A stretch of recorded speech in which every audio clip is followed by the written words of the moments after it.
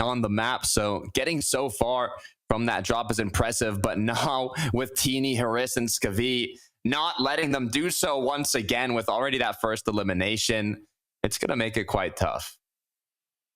They might even opt to stick around here for just a little bit longer, just because they know with that reboot car being inside the tunnel itself, it's going to be a difficult recovery operation there. That rescue mission is going to take some time for Spanish Trio to actually recuperate from.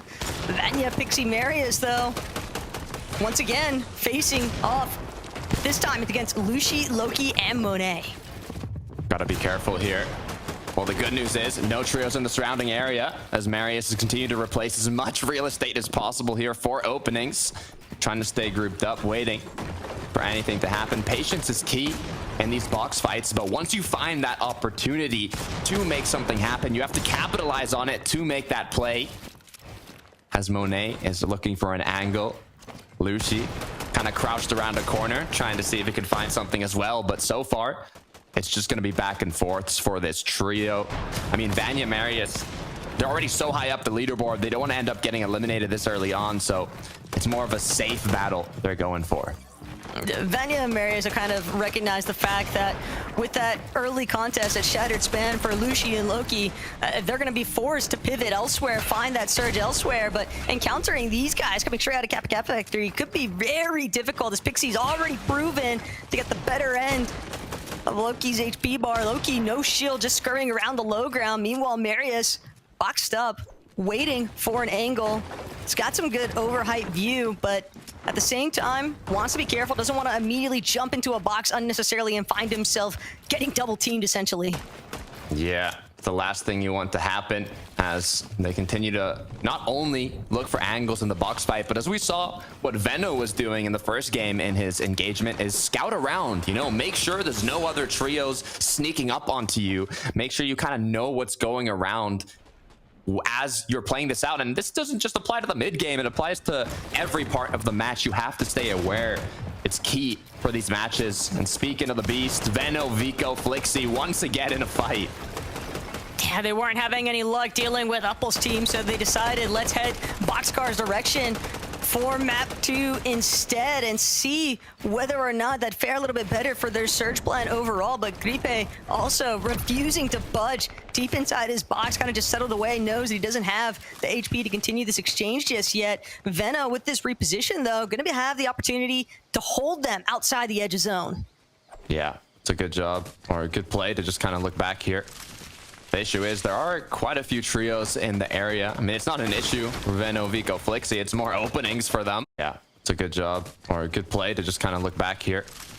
The issue is long. I did see Vico kind of sneaking up to maybe find an angle, but we'll look back at Akira, Podesai here, who have lost X-Sweeze, as now they're kind of playing it out as a duo in the edge of Night Shift. Malabuka has found something.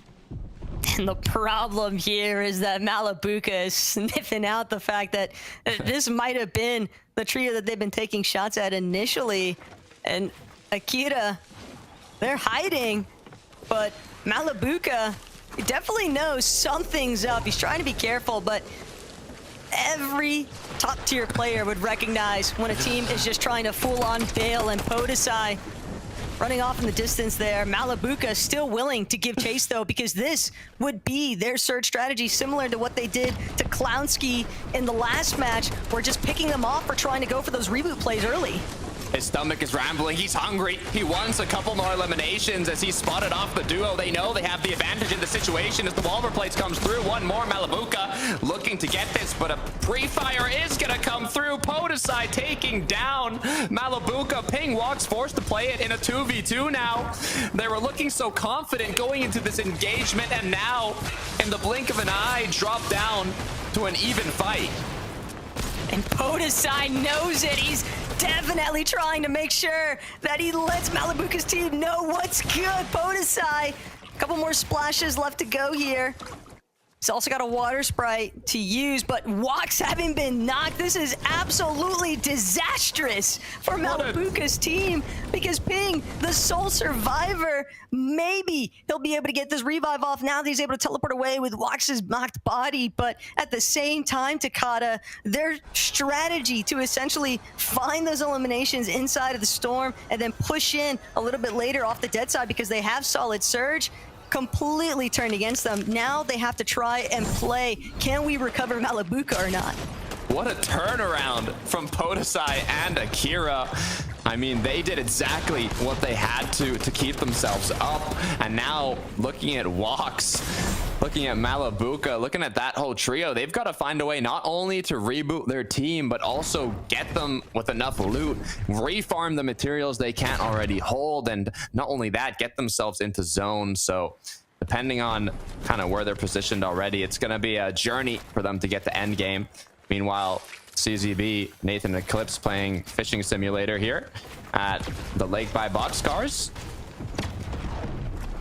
And this is also another one of those teams that I think has definitely popped up on the public's radar as far as capability to perform. Uncontested at Twinkle Terrace. We've definitely seen some highlight reel moments as well coming out of this trio.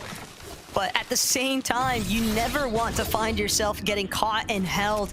And that's what Cade, Mappy, and Cringe are trying to avoid. Cade especially not having a Void Oni mask. It's just gonna have to depend on this fishing hold. Clearly invested a lot of time as is, so they'll at least not have to worry about rotating with the rest of the pack. They can definitely spend a little bit more time kind of trailing behind. That's what